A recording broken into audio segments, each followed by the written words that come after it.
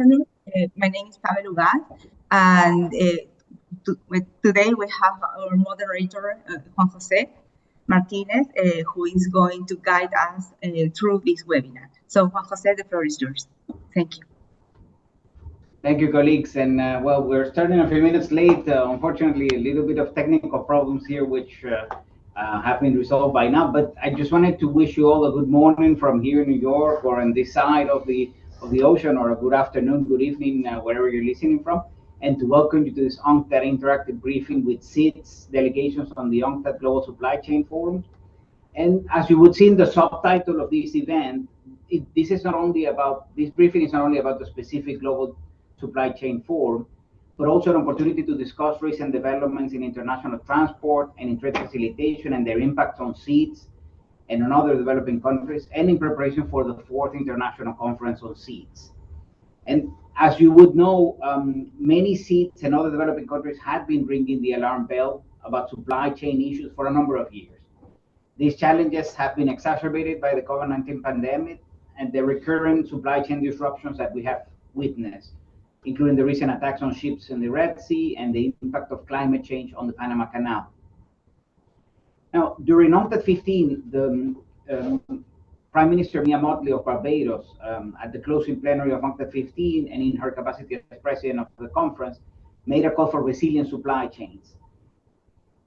This call has never been more relevant today, and this call was underscored by the Bridgetown Covenant adopted at UNCTAD 15, and it has underpinned the enhanced support of UNCTAD to member states in this area. So today we have an excellent lineup of both member states and secretarial colleagues who will share their insights on the challenges and responses in wide-ranging thematic areas spanning transport and logistics, maritime decarbonization, digitalization, trade facilitation, and finance, and in particular leading to our first Global Supply Chain Forum scheduled to take place in Barbados, Bridgetown, Barbados, from 21st to 24 May 2024.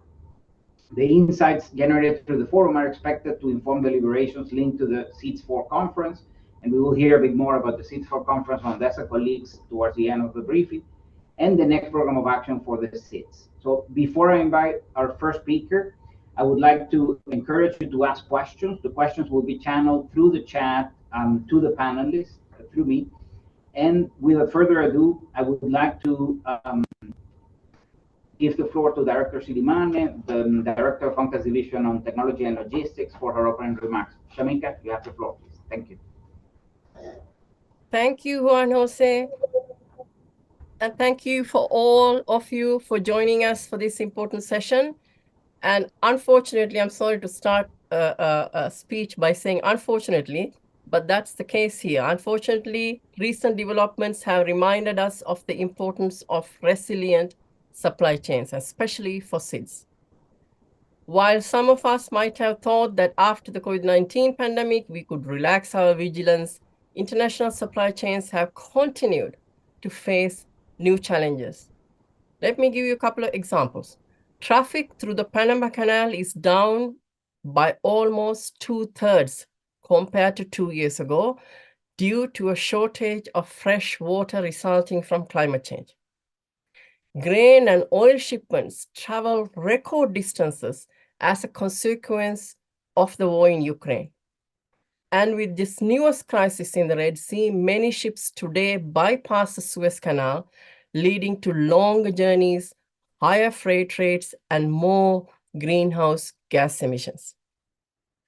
The most recent surges in shipping prices have been even faster than during COVID-19, and this is a very big concern. The weekly increase in container rates at the end of December was the highest surge ever recorded in a single week. I mean, luckily, we are not back yet to the historically high freight rates of 2022. The average container shipping spot rates, this is from Shanghai, have already more than doubled since early December. So, ladies and gentlemen, the supply chain disruptions are unfortunately becoming the new normal. I mean, really the new normal. And SIDS are strongly and negatively affected by these trends. And this is a very big concern. as many SIDS already know, I mean, many of you are here, SIDS have already experienced remoteness and marginalization from the main shipping networks for years. At the height of the COVID-19 pandemic, SIDS experienced a 20% drop in vessel calls. And in fact, our analysis at UNCTAD show that even SIDS that serve as regional hubs, for example, Bahamas and Mauritius, have yet to fully recover from the impact of the pandemic on their shipping connectivity. So think about the countries who are not at the hubs. Now, the higher shipping costs are particularly detrimental for SIDS. You see, we did a research at very early on when the freight rates are going up, and we saw that the disruption causing a sustained rise in container shipping cost, I mean, during COVID-19, for example, can lead to an increase in global consumer price by 1.6%. I mean, this is already a lot. This is the inflation numbers now we are talking about. But this surge was much worse for SIDS.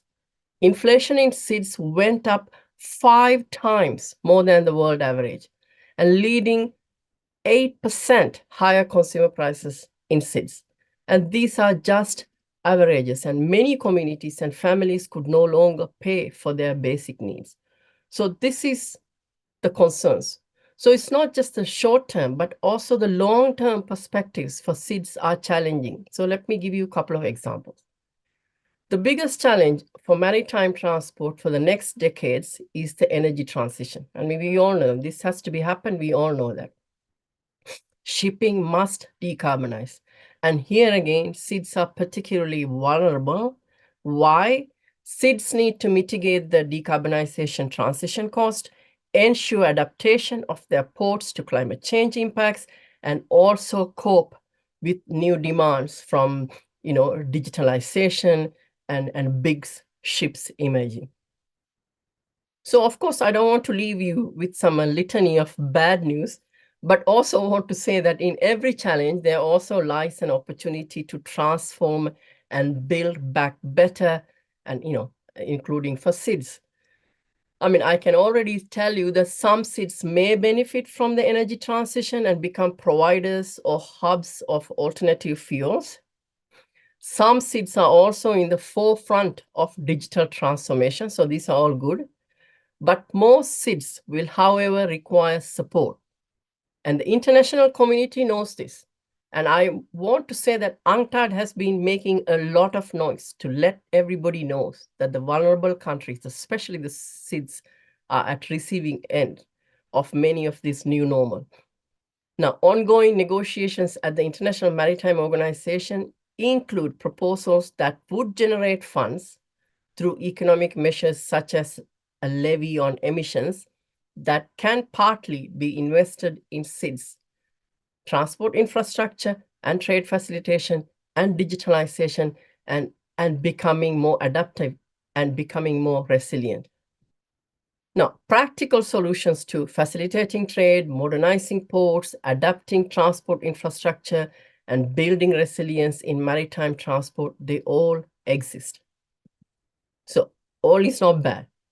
Let me also say that UNCTAD is here to support, to build sustainable and resilient supply chains.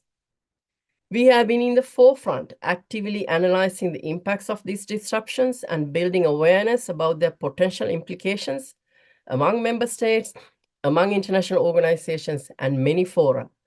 And we are at present collaborating with IMO to conduct a comprehensive impact assessment of the measures aimed at decarbonizing shipping and what they mean, especially for SIDS. And many of you know our technical assistance covers customs automation, port reforms, trade facilitation, e-commerce, and maritime transport in SIDS. I mean, my colleague Jan will take you through some of this work we do, but let me give you something interesting because I think there's a lot of hope. Let me give you 2 quick examples from SIDS.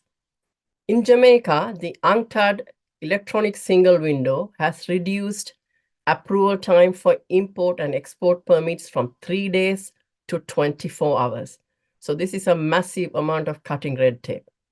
In Timor-Leste, thanks to ASICUDA, the same outfit, and this is the largest technical cooperation program of UNCTAD, CO2 emissions were reduced thanks to a 90% reduction of physical trips between government agencies for traders.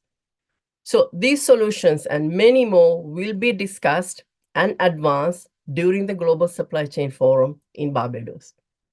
Here, let me personally thank the government of Barbados, represented here by my good friend, Ambassador Matthew Wilson, for hosting the forum and for working with UNCTAD on this journey. And thank you so much.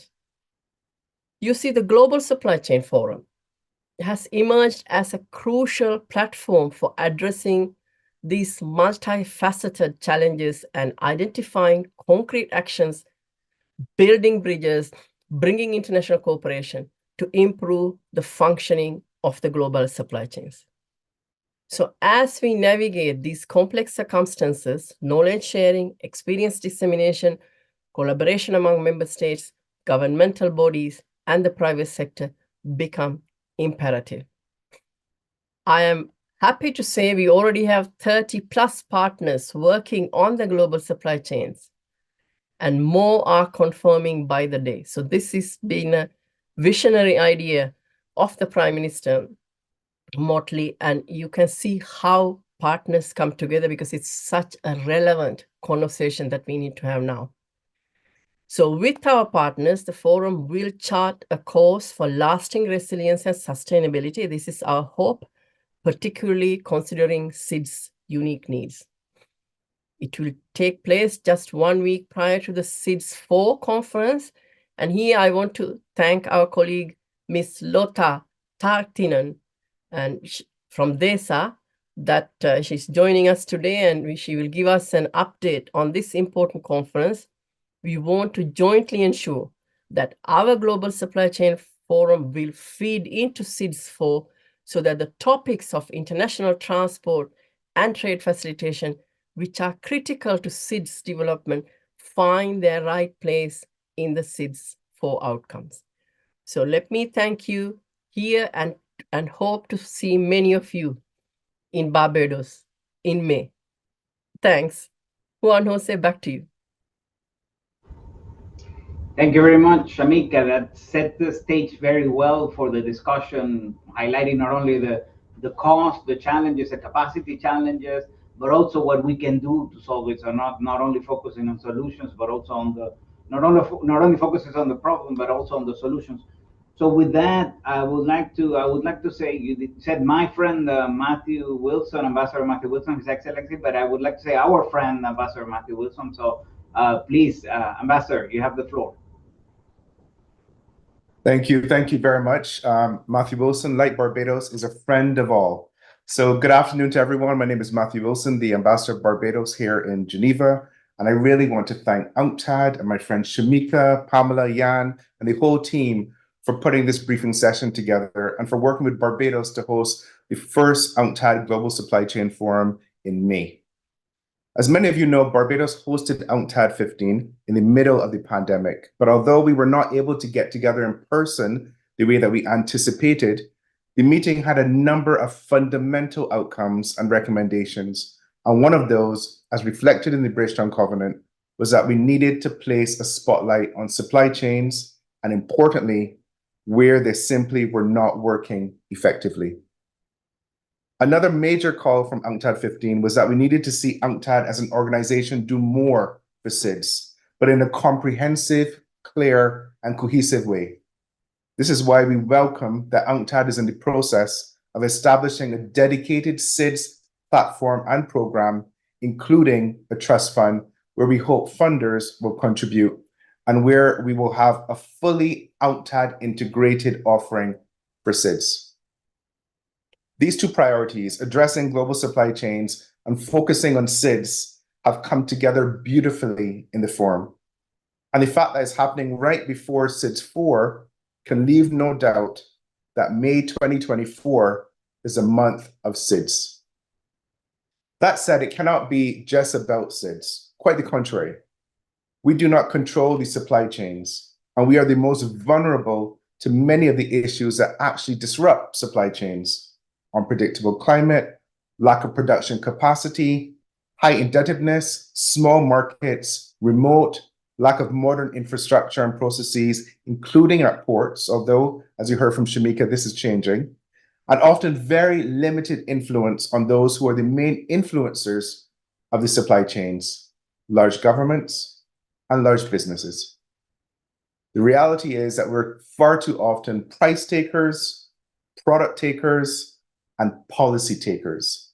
This places us in an incredibly vulnerable state. And we saw this during COVID, where we were often at the back of the line to get vaccines or PPPs. We see this when there are disruptions to routes, as we have seen in the Red Sea and the Panama Canal. And prices of our imported goods immediately go up. Fuel prices go up, animal feed goes up, and many, many more things go up. And the situation in the Red Sea is getting worse by the day. So the idea of having this forum, which, as UNCTAD mentioned, came directly from Prime Minister Mia Mottley, has foreshadowed where we are today, in a state of heightened vulnerability. Again, with threats of nearshoring because of the increased risks and costs of shipping, it will be small and remote island economies, LDCs, and other vulnerable countries which will suffer. Supply chains today barely extend to us now. Shorter chains may cut us off completely. And this also affects our ability to invest in climate change adaptation, as sometimes we simply cannot access the new technology and inputs that we need to truly invest in the circular economy. We need fairness. And to do this, we need advocacy, and we need pathways to solutions that bring all actors to the table. The Global Supply Chain Forum will provide a platform for advocacy. CIS can tell their story. CIS can educate and elaborate. CIS can get angry. CIS can demand. Transport ministers can address how new rules and regulations around decarbonization needs to work for small economies. Port authorities can highlight what kinds of partnerships are needed to help them truly facilitate trade. Agriculture representatives can pitch for why food security relies on predictable and cost-effective supply chains that allow both for smooth importation and exportation. And trade officials can highlight how trade rules are only as effective as the trade links that bind them. But this forum has to be more than lamenting concerns. Frankly, 2/3 of this forum has to be about finding, scaling, and financing workable solutions. This is why I'm excited about the kinds of partners that we will have in Barbados. Experts in their field who want to find a way to make supply chains work for SIDS and other vulnerable countries. We will not solve all of our problems from May 21st to 24th, but we will go a long way in terms of spotlighting what we need, where we need to go, and how we may be able to get there through partnerships and shared advocacy. We look forward to welcoming you to Barbados and having the forum be a critical input into SIDS4. Thank you very much. Thank you very much, Ambassador. This is you highlight very well how this is a joint effort, and how here's where the demand side of member states understanding what the real needs are, and working together with the Secretariat to come up with a mutually beneficial solution that takes the issue forward. And would like to thank you for Barbados leadership and Barbados friendship on this issue. With this, I would like to now turn to Ambassador Sanchez Fung. Ambassador Jose Sanchez Fung is the ambassador of the Dominican Republic to the World Trade Organization. Embajador, tiene la palabra.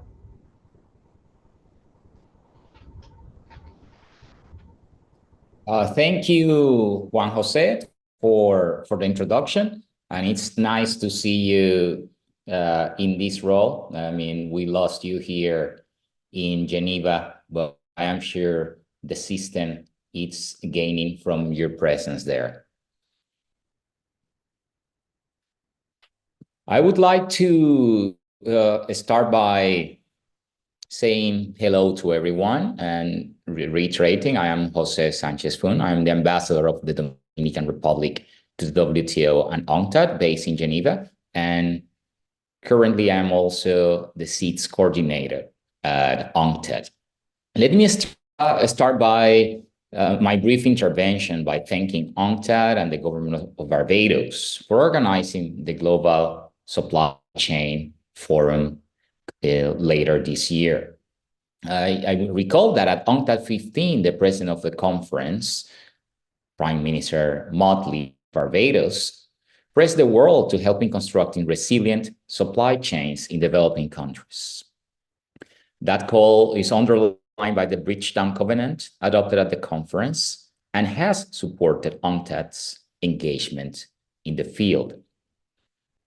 The SEEDS group is very happy to see this follow-up from UNCTAD and looks forward to further work in that area.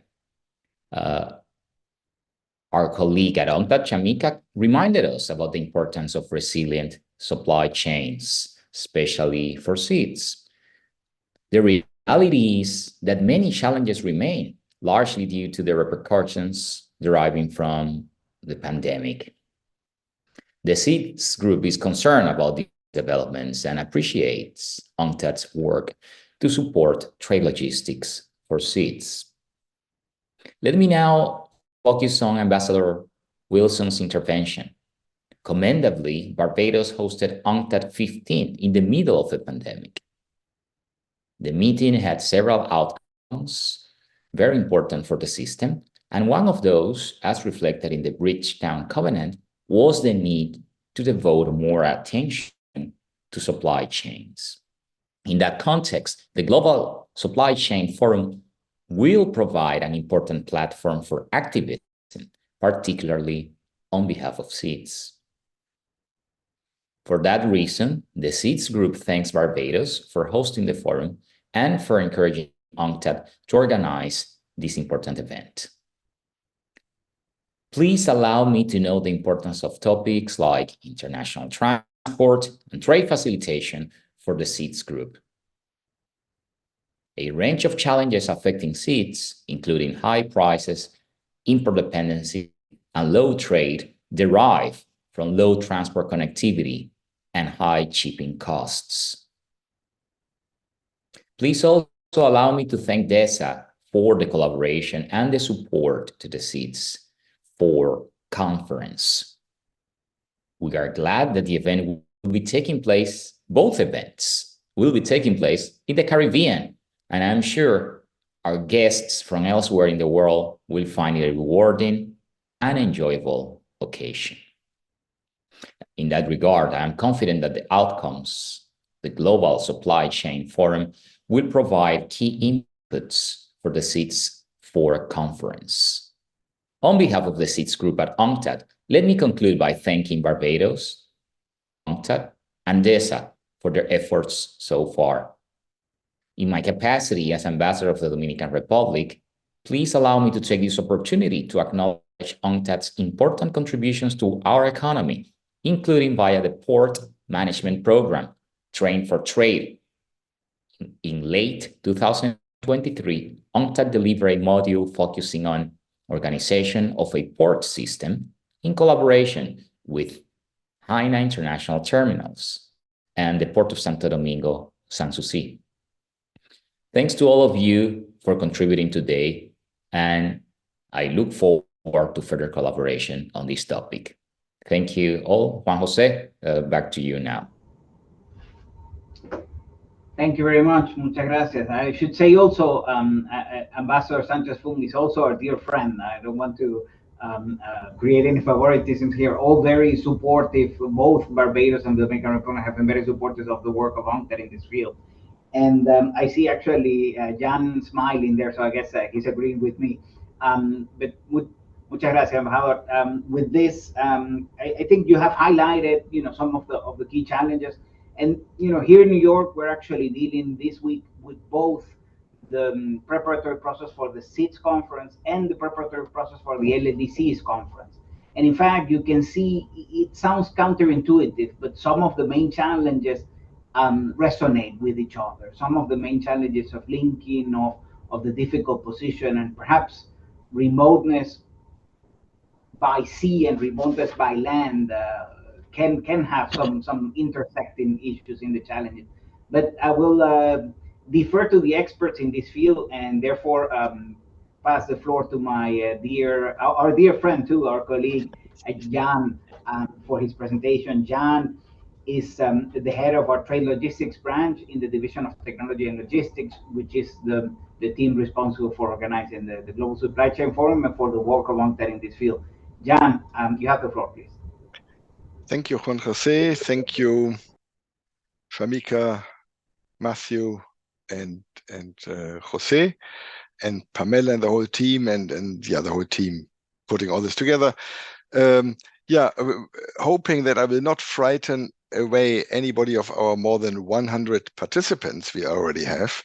Allow me to share screen and share a few slides that might be technical, some of them, but I hope you will still find them interesting. So I want to speak about what is happening in the global supply chain, some really hard data updates. Shamika started out saying that unfortunately we have continued ongoing crisis. Then I will discuss what this means for SITS, and third and last but not least, how we hope and think and plan that our Global Supply Chain Forum will help. Let us start it with what is happening in global supply chains. Not the whole big pictures which we have presented earlier, which is in our review of maritime transport, but just 3 updated slides. Unfortunately, freight rates are rising again. You see the numbers, depends how you calculate, compare, but it's unfortunately again bad, and they are again far higher than they were ever before pre-COVID. Right? This is worrying, and as we have seen, it does translate in the end to higher inflation, higher costs for everybody, especially in SITS. Specifically here, the very latest data updated yesterday for you, the latest monthly data here on what is happening in the choke points, Suez Canal, Panama Canal. What has been in the news is the Suez Canal because of the Red Sea crisis. If you look at the absolute numbers, actually the decline in the Panama Canal is just as big. It is just only not over 2 months, but over 2 years. But this is also a worrying long-term effect that leads to, third and last slide in this, to higher distances. So we have higher distances due to oil and grain being shipped further due to the Black Sea crisis. We have the Panama Canal leading to higher costs. Land bridges are used, or deviations, or longer distances. And now the very latest forecast here, I highlighted with the little red circle, even container shipping now having to go around South Africa is going up again. Longer distance means there's more demand for ships, which means prices per day of shipping also go up in the demand-supply situation. And because ships go faster, they burn more fuel and emit more CO2. All this is not good news. What does this mean for SITS? Here I build on earlier work because this is very recent, but we see, unfortunately, SITS remain less connected according to the UNCTAD Liner Shipping Connectivity Index than world average, than most other countries. It's a bit of a vicious circle. No, you don't have the volume to be attractive for more and frequent and bigger ships because there are no shipping services. The trade competitiveness is not good. It's unfortunately very challenging. And it does lead to higher prices. We often say, well, transport is only a small part of the final price, but if freight rates go really up, and we saw this during COVID, here are the numbers we had in the review of maritime transport. They do not contradict what Shamika said. Shamika gave you slightly later updated data. So we simulated world inflation went up by 1.6%, and in SITS actually up to 8%. So this depends what numbers you take, but the impact on SITS is clearly worse than for the world average. And now comes the next challenge, the energy transition. We are, as we speak, working on a comprehensive impact assessment. So I cannot prejudge the outcome of our ongoing impact assessment, but from a previous one for short-term measures, we already saw that SIDS are more strongly affected by the implications of this energy transition, which means that ships will need to use alternative fuels. Shipping costs will somewhat go up. You need different alternative fuels, more challenges for our ports. So it is a challenge for SIDS. We do want to highlight we work on it. 41 of the ASECUDA countries are SIDS. We have a lot of work under our 3 pillars in port and maritime, intergovernmental with the IMO, for example, all the research, public good statistics, and technical assistance on port reform and smart ports. Trade facilitation, a lot of work also in the Pacific and the Caribbean on tracking reforms, empowering trade station committees, implementing trade information portals. Climate change mitigation and adaptation, very important, again, especially for SIDS, assessing the impacts and proposing solutions on climate change adaptation with a growing focus on SIDS, and now new, our inaugural Global Supply Chain Forum in Barbados. 3 slides to conclude. And we are really very, very proud and happy how things are going.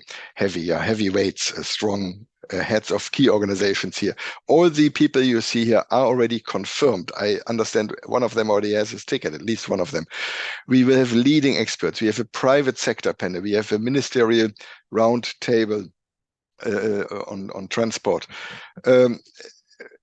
Please join us. This is just here the high level. It's a full day 1 in Barbados. Then we have a lot of issues from trade station to digitalization. We have a session with USAID on air transport just now confirmed. We have, many, many partners. Not all of these here are 100% confirmed. I put at the bottom, including to be confirmed, but it's amazing. We have the snowball effect. Everybody sees, wow, I just got from the Secretary General of the Association of Caribbean States saying, this is the most important conference, I think he said for the world. I'm not sure. Maybe he meant the Caribbean, but it's the most important conference, at least for Rodolfo Savonge this year. A lot of partners working together on all these very important supply chain topics. And we have outcomes. We will have a SIDS ministerial statements, outcomes coming out of these issues. Supply chain innovation challenge, please join us. Still open for submissions. Several technical outcomes from the parallel sessions. And then really happy to lead over in 2 minutes to our friends from DESA. This does lead to SIDS 4. And I do put here also LLDC 3 and UNCTAD 16. Okay, this briefing is especially for SIDS, and the focus of the first Global Supply Chain Forum has a special focus on SIDS, but we have many, many sessions for landlocked countries. We have many sessions about global analytical aspects, about global issues, long-term challenges like decarbonization, digitalization, blockchain, AI. So yes, the sales pitch is right now for the SIDS, but we also have a sales pitch, very broad, comprehensive global supply chain forum. Here is the link at the bottom. You will, of course, have the PowerPoint, and we very much hope to see all of you in Barbados in May. Thank you very much. Thank you, Jan. Very, very comprehensive overview. I think it highlights a number of the fundamental challenges, but also there's a way that Shamika did and focuses on what we can do to help to assist member states in this. And you said it yourself. Our colleagues in DESA have been supporting the preparatory process of the SIDS 4 conference, and Lotta Tatinen, who's the chief of the outreach and partnerships branch within the division of SDGs in DESA, is here with us to join us. Lotta, you have the floor, please. Thank you, and good morning, good afternoon from New York. Indeed, a big thank you to UNCTAD for inviting DESA to present to you briefly about the upcoming 4th International Conference on Small Island Developing States, and a special thanks to Pamela for helping me manage my PowerPoint presentation. And we are happy to share these slides with you after my presentation. So let's go to the next slide, please. So colleagues, as you have heard, the 4th International Conference on SIDS, or SIDS 4, will return to the Caribbean. It will be held from 27 to 30 May in St. John's, Antigua and Barbuda, over the overarching theme of charting the course toward resilient prosperity. And if you have not yet done so, I invite you to visit the conference website, which you can see on this screen, which contains all the latest up-to-date information. Next slide, please.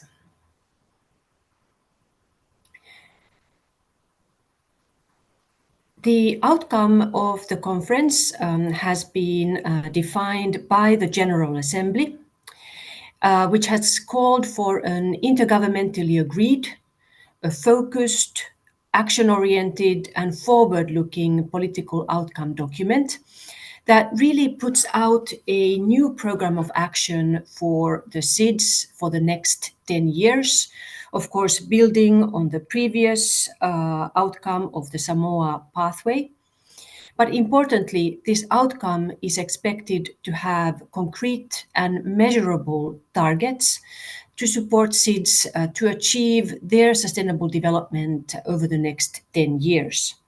It's important to note that the first 5 years of this outcome document will, of course, overlap with the remaining 5 years of the SDGs. So there are important overlaps between these two documents that need to also be taken into consideration. I think, Pamela, there may be some challenges with colleagues not seeing the PowerPoint presentation. Juan Jose, are you able to see the slides as Pamela moves them? We were seeing them, it came up, but now it's back on. Yes, go ahead. Great. Let's move to the next slide, please.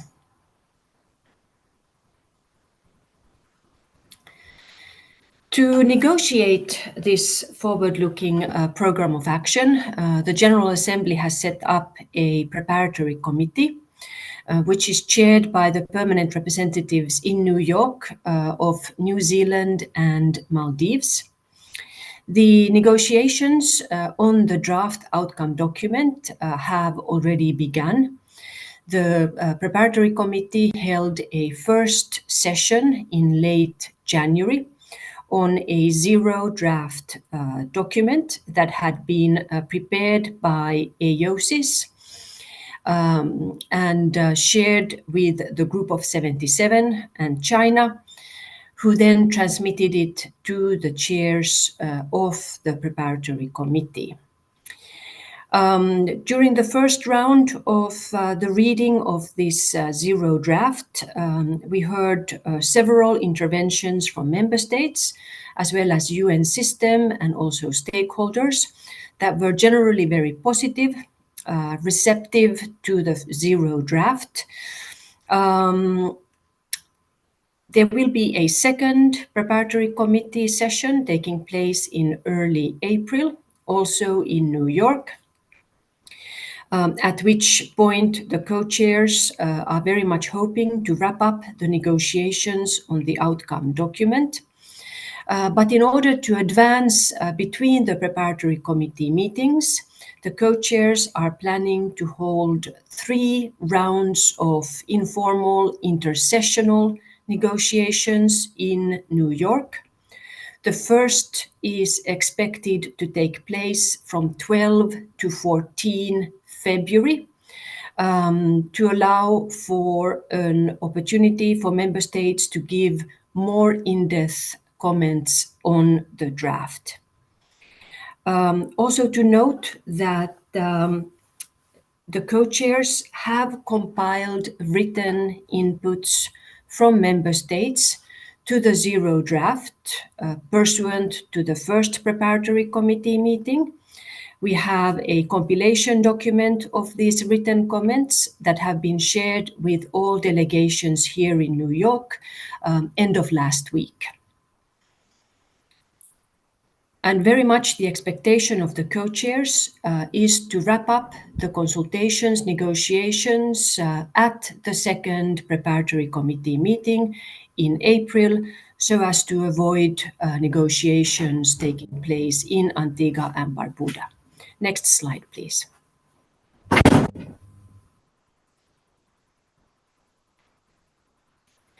The zero draft outcome document very much builds on the outcome of a series of regional preparatory meetings that were held in July and August in the 3 SIDS regions, as well as the outcome document of the inter-regional preparatory meeting that took place in Cabo Verde at the end of August, which brought the outcomes of all these regional meetings together, and where the SIDS themselves negotiated and agreed to the so-called Praia Declaration.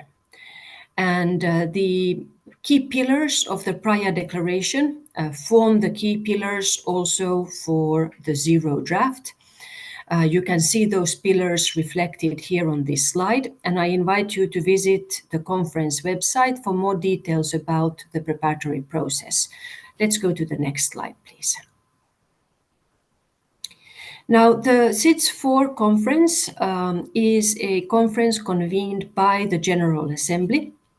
And on this slide, you can see the different categories that this conference is open to participation, ranging from all member states, of course, of the UN to associate members of the regional commissions, IGOs, the UN system family, and of course, eligible stakeholders, including private sector, NGOs, and others.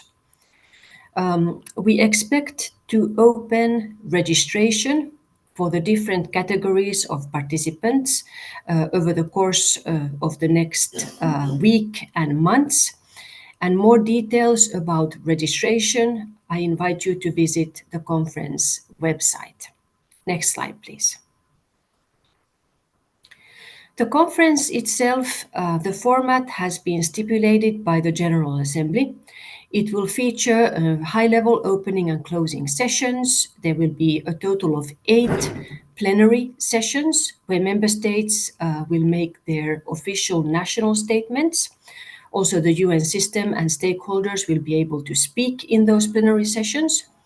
And there will also be 5 interactive dialogues that will be a formal part of this conference. Next slide, please. The Bureau of the Preparatory Committee has decided on the themes for these 5 interactive dialogues, which you can see reflected here on this screen. We have started to prepare for these interactive dialogues by, first of all, preparing brief, concise background notes together with the UN system that will serve to inform these dialogues. Each dialogue will be co-chaired by high-level representatives of member states, one from a developed, one from a developing country. And as you can see, a number of these topics are, of course, directly linked to the issues that will be discussed in Barbados. Next slide, please. Over and beyond these formal meetings, there will be a whole range of other events taking place in connection with the conference, including a number of high-level special events. There will be dedicated forums for private sector, for civil society, for women, youth, and others.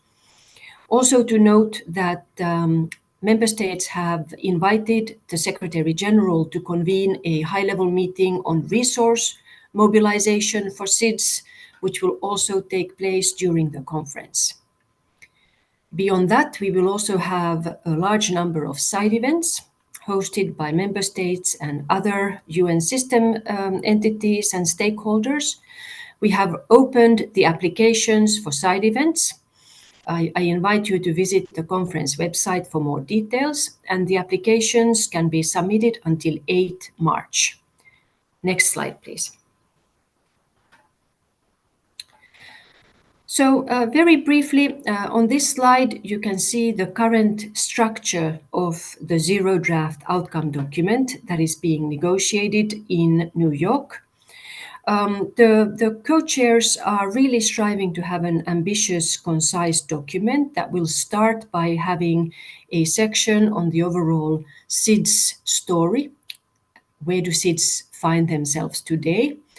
Moving on to a next section on where do the SIDS want to go. There's going to be a section on how the SIDS can achieve these objectives. A section also on the role of the UN system in supporting SIDS. And importantly, the last section, there will be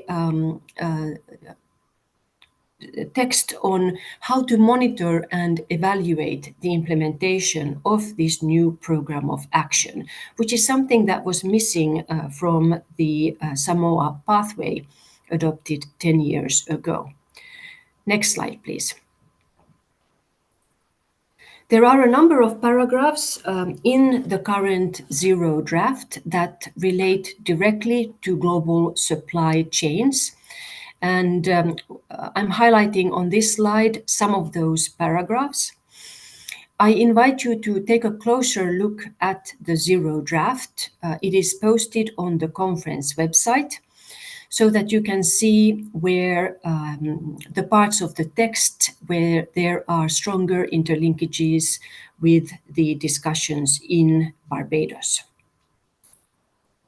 I believe this brings me to the end of my presentation. However, I do want to also draw your attention to the next Ocean Conference, which will be held in 2025, hosted by France and Costa Rica. It will be held in June 2025 in Nice.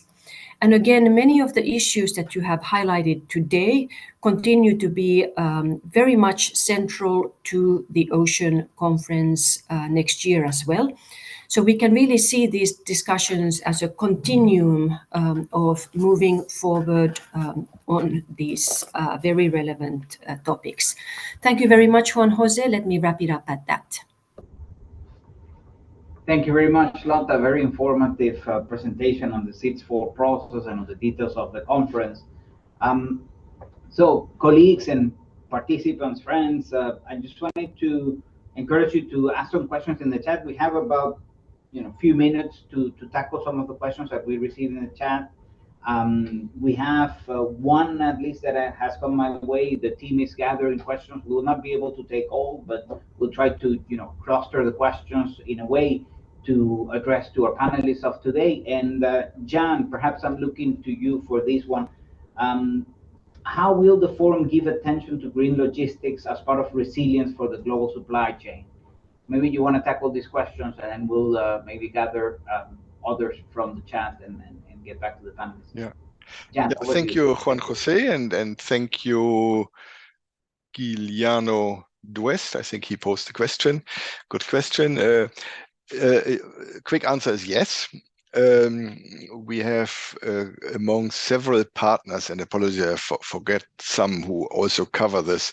We work with several of the port authorities, with the IPH, the World Sustainable Port Program, with the Global Maritime Forum, International Chamber of Shipping also confirmed. So many of these do look at green logistics as part of resilience. We have sessions on climate change adaptation. We have sessions on networks, on connectivity. We have both maritime and air networks. So yeah, long answer. We are regularly updating the agenda that is online. There you see the overall streams. And I would almost say, if anything, this is one of the the core issues. We have a lot of interest in this question. I'm happy to see that the different partners and colleagues in UNCTAD who are preparing sessions on this type of issues do respond apparently to a clear demand. Thank you.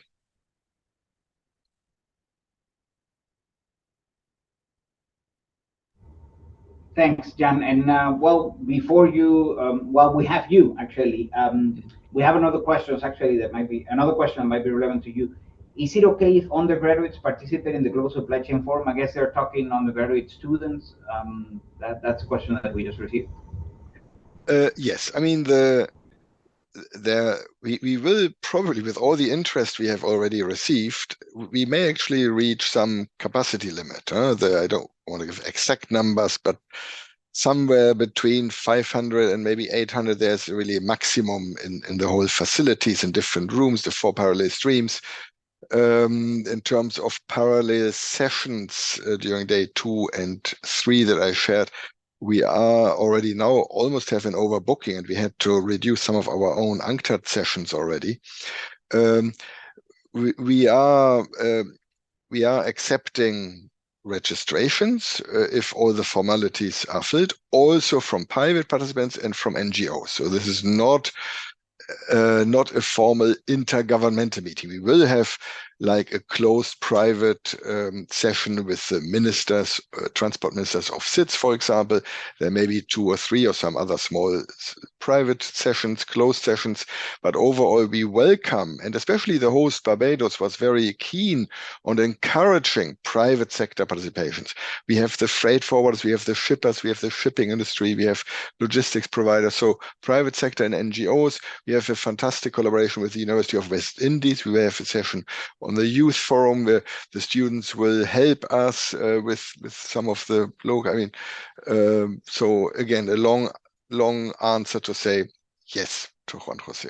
Yeah, if I might add, please, Pamela. Yes. Allow me to jump in. We welcome the participation of students, and actually we have a session on youth in supply chain, where that is actually led by students, by universities. So students, undergraduate, postgraduate, they are very welcome to come to and join us in the Global Supply Chain Forum. Thank you. Thank you, Pamela. And indeed, you know, there's an array, a constellation of events. I think Lotte mentioned the co-hosted by France and Costa Rica UN Ocean Conference 3, and also we will have in March in Seychelles the SITS Forum organized by UPU. So there are a number of events. We probably can share some information as well later on with those participants, so that they have it's a big year. It's I would say Ambassador Wilson said the month of SITS in May, but perhaps it might be even a year of the interconnected issues of supply chain and in general relevant issues to transport, to SITS, but also to other countries. So with that, I believe we have no further questions. So I would like to conclude by... There's one question I just see now in the Q&A about medical logistics. Okay, yeah, you want to tackle that? I mean, yeah, time is up, 2 more minutes, but if you, the moderator, allow us briefly. In fact, we have formally also invited our neighbors here. We can almost look at the building, the World Health Organization. The World Health Organization is partner, for example, in sustainable mobility for all different networks. Unless I forgot something, Pamela might correct. I do not think that at this moment we have a session planned specifically on medical supply chains, if that medical logistics. I do not think so, but we still have 104 days to go. So I would say not yet. Open to suggestion. Here the question is anonymous, but whoever posted question, please feel free to reach out to us. All of you, all participants, if I may seize this opportunity, on there's a general, maybe Pamela, you can put the general email also in the chat, the website. We are several of us monitoring that email box, and I believe we have so far answered all questions, even if at times the answer is no, but it's very often yes and discussing. So please reach out to us also with these specific suggestions. Thank you, Jan. So with that, as we closely approach 10 a.m., then that brings us nicely to the conclusion of the event. And I would like to thank everybody, Shamika, Ambassador Wilson, Ambassador Sanchez-Fung, Jan, Lotte, for the very insightful presentations, and everybody else for taking the time to participate, and to encourage you all to come to. Actually, I have Shamika on, connected, I believe. So maybe, Shamika, do you want to perhaps then conclude the meeting formally before we finish? Juan Jose, not really, because you're doing a wonderful job coming to the conclusion. But let me say thank you, everyone, and it's been a really nice brief. And we will brief you and different groups as we go forward. And as we have already been saying, please, we like to see you in Barbados. And Matthew, you said you come and you shout and you cry and put the issues on the table, get resolutions. I think this is what we want to do. We want to see action-packed supply chain conference. I think, Juan Jose, you mentioned at the very beginning, this is the very first time UNCTAD is hosting the global, the supply chain forum. And I believe that this is going to be a permanent fixture. We already have, I cannot really announce now, but we already have an offer to host it in 2 years' time. And it shows how important these issues are and how important for us to come and have a conversation around these issues of very difficult issues, and not just to have a conversation, but also to charter a way forward. And I really hope that the SIDS 4 will reflect very strongly the supply chain concerns for SIDS. I'm terribly sorry. I have to interrupt, and we forgot something. And it's my fault. We had agreed that our dear friends and partners, Universal Postal Union, they are organizing an event, and they will be a partner in the Global Supply Chain Forum. They are organizing an event in the Seychelles, and